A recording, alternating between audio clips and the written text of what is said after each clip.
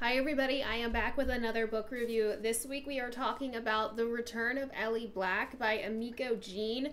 I'm going to say it up front.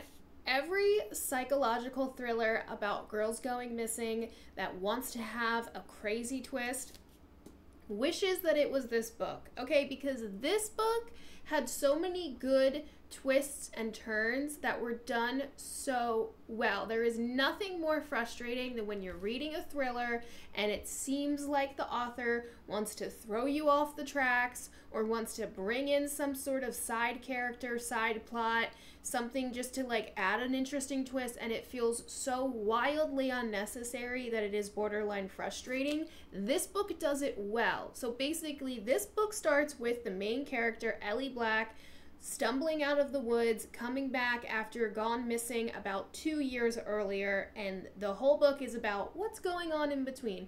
How did she go missing? What happened while she was gone? And how did she get back? The book switches perspective between Ellie and her journal entries is what you find out that they are, but it's her perspective answering all those questions, and then the perspective of the lead detective, who is a younger female cop in this kind of small Washington state town who has been working on this case for the past 2 years and is just as shocked when she randomly shows up.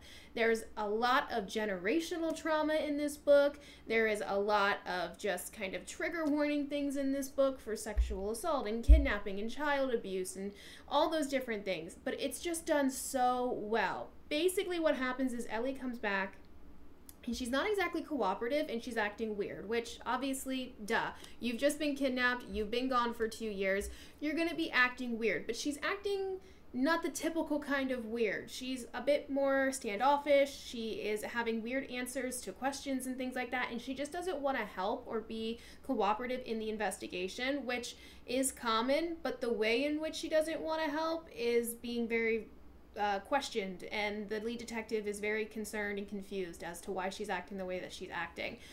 Chaos ensues. I really don't want to give any spoilers for this book because I really want everybody to read it because it's that good. I mean, this is a book, this is up there with, if you've never read Verity, I would recommend it. This is up there with, if you've never read Winter Garden, I would recommend it. This is just a 10 out of 10 thriller. There are 2 books in particular that this book reminded me of.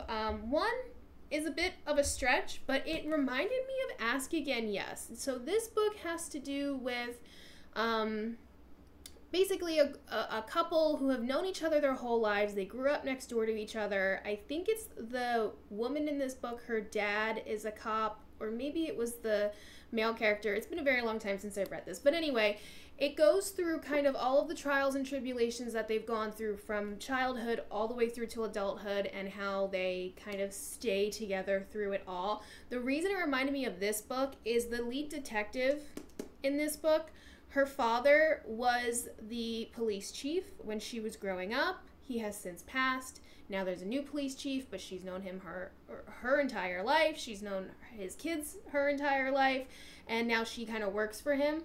This book, again, the one main character, I think it's the woman, her son, or her dad is also a cop. So there's kind of this like generational cop, I don't want to say trauma, but people who grow up with parents in the police department, I think, have a very interesting way that they are raised, and they kind of see things and look at things differently than people who grow up outside of that realm. So that was one thing that just kind of kept popping into my head.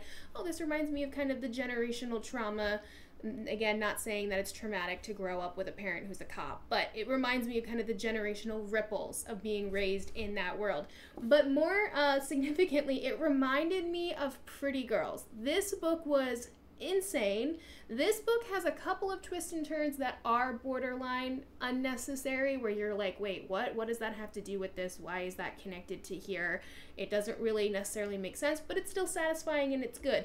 Whereas every twist and turn in Ellie Black seems reasonable and necessary and well done. And I mean, I still love Pretty Girls. If you've never read it, I'd still would recommend it. But honestly, this is one of the best thrillers I've read in a very long time. Hands down. I think if I have to say which 2 I liked more, it might be Ellie Black, and that's a very bold statement because I really truly love Pretty Girls. That was one of my top thrillers. But yeah, I'm enjoying it. The next book I'm going to be reading is The Magnolia Palace. This was a Book of the Month book from, I think, January 2022. So it's not a new book. It's got that historical fiction kind of vibe going on, which I enjoy. I've already gotten about maybe 50 pages in, and I'm enjoying it. So let me know if you have read The Return of Ellie Black or if you have read The Magnolia Palace. Let me know your thoughts and feelings, and I will be seeing you guys next week.